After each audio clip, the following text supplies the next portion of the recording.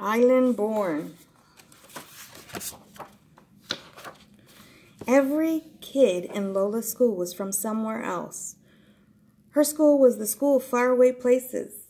Mai was from a city so big that it was like its own country. India and Camila were from a stony village at the tippity-top of the world. And Mateo lived in a desert so hot that even the cactus fainted. Nur was born in a jungle famous for its tigers and its poets. And Lola was from the island. So these are all the different people with her.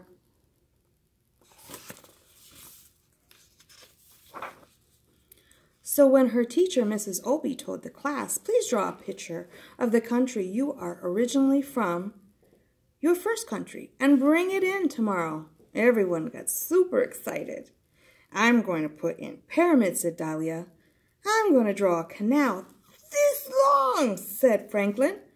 There's going to be a mongoose in mine, Nelson yelled. And Nelson always yelled. Everyone was talking about their drawing. Everyone but Lola.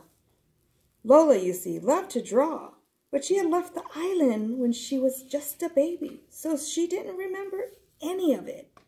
And Lola raised her hand, and she hated raising her hand almost as much as she hated Nelson's yelling. Miss, talking to the teacher, what if you don't remember where you're from? What if you left before you could start remembering? No problema, Miss Obi said. Are there people around you who do remember? Like my whole neighborhood, Lola said. And they're always talking about the island. Well then, Miss Obi started. Maybe, but Lola finished her sentence. I should talk to everyone who does remember. I should draw from their memories. That's a good plan, said Lola. Miss Obi then smiled. That's her teacher. They have a plan. Lola started feeling better about the assignment. But then she saw all the kids getting excited, chatting about what they were going to draw, and it made her sad. Everyone was remembering their first home, even Nelson, who forgot everything. And Nelson forgot his last name once for like an hour. Lola had always wanted to remember the island, but no matter how hard she tried, she never could.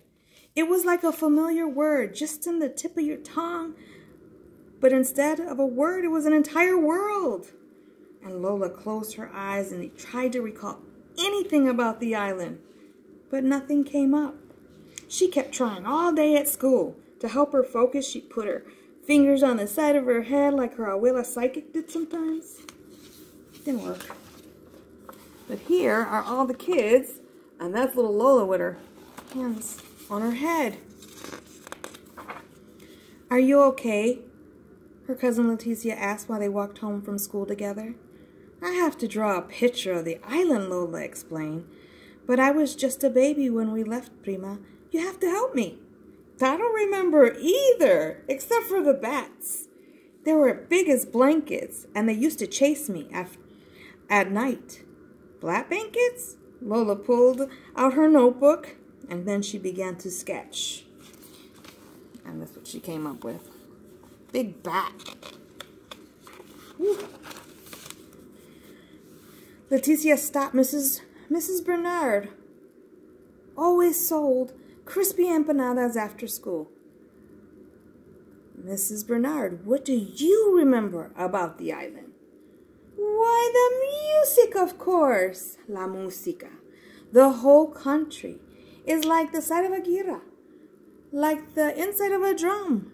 You mean like our neighborhood? Lola said. The neighborhood was so much music. It was like a radio with the dial broken off. On the island, there was even more music than air. And everyone is always dancing, even their sleep people dancing. Sleeping dancing? Okay. And Lola sketched. People love to dance on the island. Leticia led Lola into the barber shop where her brother Jonathan owned. Lola has to do an assignment about the island, and she needs to know what you remember most about it. "Huepa!" said Jonathan, laughing. "The agua de coco. How wonderful it tastes when you drink it right from the coconut." Mr. Rodriguez sat up in his chair. "And the mangoes. They are the size of your head, and they are so sweet." "They make you want to cry," Lola said. She loved mangoes. "That's it, exactly." I actually had some mangoes from Florida that were so good before, too. But yes, sweet. "How much color there is," the woman waiting on her son. "Colorful cars, colorful houses, flowers everywhere, even the people. Like a rainbow, every shade ever made." "Like us in here," Lola said. "Even more colors," said the woman. "Agua, mango heads, rainbow people." Lola was trying to keep up, and she was sketching. "The island sounds so beautiful. Why did we ever leave?" "Well, it isn't all beautiful," the son said. "The heat is like 5 bullies." The oldest barber muttered, "And other things." "Like what?" Lola asked. But the oldest barber had already turned away. So, just wanted to know more. In the lobby of their building, the cousin ran into Mr. Mir, the superintendent. Leticia called out, "Hey, Mr. Mir, can you tell us what's the most you remember about the island?" "Nobody cares about that old stuff," he grumbled. "Just be glad that you live here." "Don't listen to him," Leticia said. "Keep going and call me later if you need anything." "Okay, I will," said Lola. When Lola got into the elevator, she put her finger on her temples, and then she closed her eyes again, and she called out, "Island." She called it like it was a cat. But like a cat, the island did not come. So she's hoping she can remember anything. At home, Lola found her abuela in the kitchen table trying to finish her puzzle. Abuela loved puzzles. "Abuela, I'm supposed to draw a picture of the island for school, but I don't remember it." "Why don't I remember it?" "But the other kids remember." "Just because you don't remember a place doesn't mean it's not in you." "Will you tell me what you remember most?" Lola asked. There's Lola and her abuela. And she's asking her about what she remembers. "Of course, I remember most the beaches. Hija, our beaches are poetry. You know when you hear your favorite poem? That's how it is to be on our beaches. Fish jump from the waves into your lap, and the sunset, sometimes the dolphins would come out of the water just to bow good night. And up north, that's where I'm from, there are even whales in the surf." "Beach poetry? Dolphins? Surfing whales?" Lola sketched as far as she could. These are all the little sketches that she did. This was excellent. Lola's mother stuck her head in from the kitchen. "Hija, what I remember most is the hurricane that hit the island right after you were born. The biggest, baddest wolf of all. It huffed and it puffed and blew thousands of houses in the sky." "Where were we?" Lola asked, her eyes wide. "We were hiding under the bed is where we were," Abuela said. "That's right," her mother said.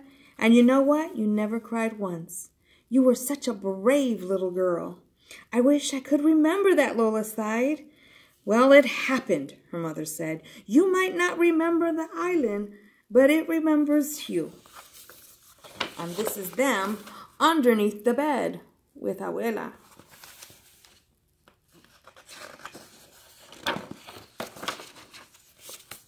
"You should really talk to Mr. Mir," Abuela suggested. He knows more about the island than almost anybody. "We tried asking him," Lola said, "but he didn't want to help." Mr. Muir can be a little grouchy sometimes. Let me talk to Mrs. Muir. I bet you we can get him to help. Abuela called downstairs and shouted to Mrs. Muir, and then she shouted to Mr. Muir. Old people seem to always be shouting at each other. That's how they talked. Mr. Nelson was an old person. Maybe Nelson was an old person in training. Go down there, Abuela said. Mr. Muir would try to help. So she goes down.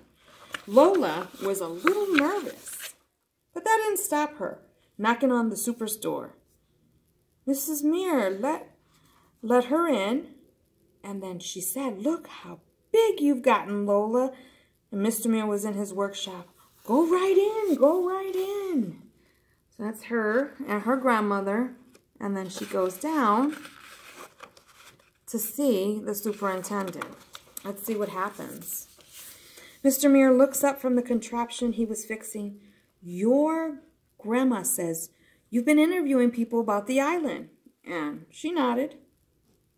Yes, sir. It's for a class assignment. What have they told you? And she flipped through her sketchbook. Bat blankets, more music than air, fruit that makes you cry, beach, poems, and a hurricane like a wolf. I see, Mr. Muir said. Okay. No one told you about the monster. Lola's eyes got wide. She shook no. Even those who know don't always talk about him, the monster. Mr. Muir turned toward the old worn map of the island. Our island had always been a beautiful place, and it was when I was your age. As it was today, the most beautiful places can also attract the monster. A long time ago, before you were born, that's exactly what happened. A monster fell upon our poor island. For once, Lola's pencil didn't move. She just listened. Sometimes it's nice to talk to the older generation and they can tell us about stuff. It was the most dreadful monster anyone had ever seen. The whole island was terrified, and no one could defeat it. It was just too strong. For 30 years, the monster did as it pleased. It destroyed an entire town with a single word and made a whole family disappear simply by looking at it. Lola's curly hair was uncurling with fear. Did you see the monster, Mr. Muir? Yes, all the time. Were you scared? We were all very scared. They show all the people scared. Here, the monster kind of looks like a bat. One of those big bats, I guess, that they talked about. Let's see. Lola's heart was pounding. So what happened next, Mr. Muir? She asked. What should always happen to monsters? Well, heroes rose up. Strong, smart, young women just like you, Lola. And a few strong, smart men, too. They got tired of being afraid and fought the monster. What a titanic battle that was. The whole island shook from their struggles. The monster tried all of its tricks. But at the end, the heroes found the monster's weakness and banished it forever. So these are everybody working together. And there's the monster in the bag. They got rid of him. Whew! Whispered, what happened to the heroes? Well, no one really knows. It was so long ago. Mr. Muir took off his glasses and sighed. Anyways, you should get back upstairs. It's getting close to dinner time. Thank you. Thank you, Mr. Muir, Lola said.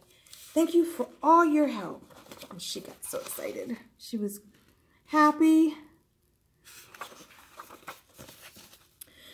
How did it go? Lola's mother asked. It was really good. Lola looked at the blank pages of her on her hand. So she didn't write anything. She was listening.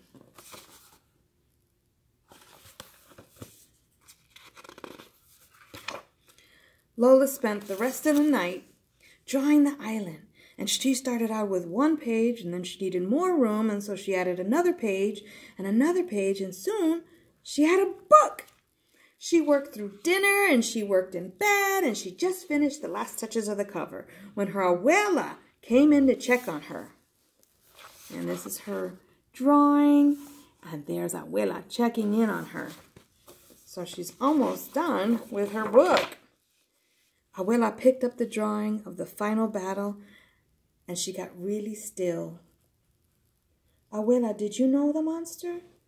Of course, hija. Do you think so many of us are here in the north? Lola put her arms around her abuela. You must have been so scared. Sometimes we were, her abuela whispered, but we were also brave.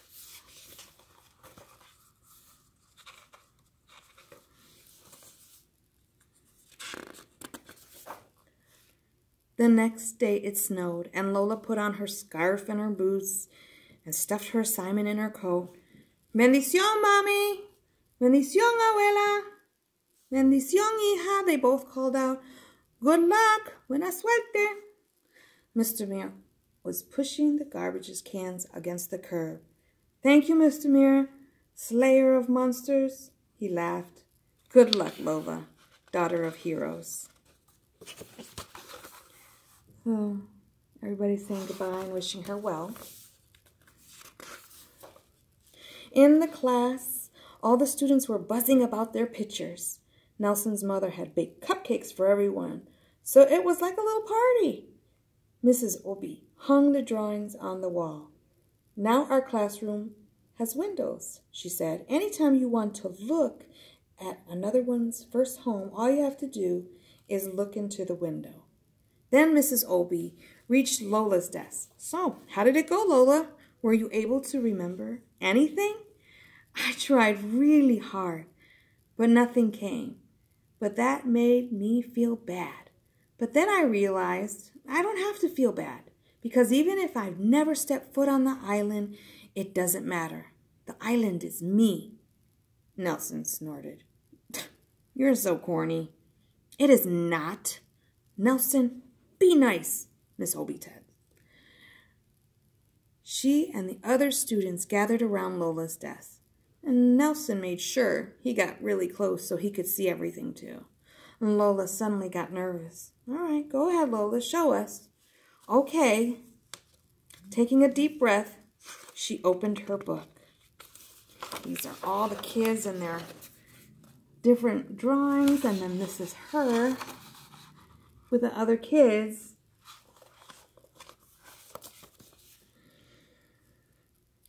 And out burst the island, and see all the different things that she made. So if you see her picture from here, she shows all the different suns, the dancing, the music, the cantaloupe, the big bad wolf, the dolphin, the whales, and even the monster.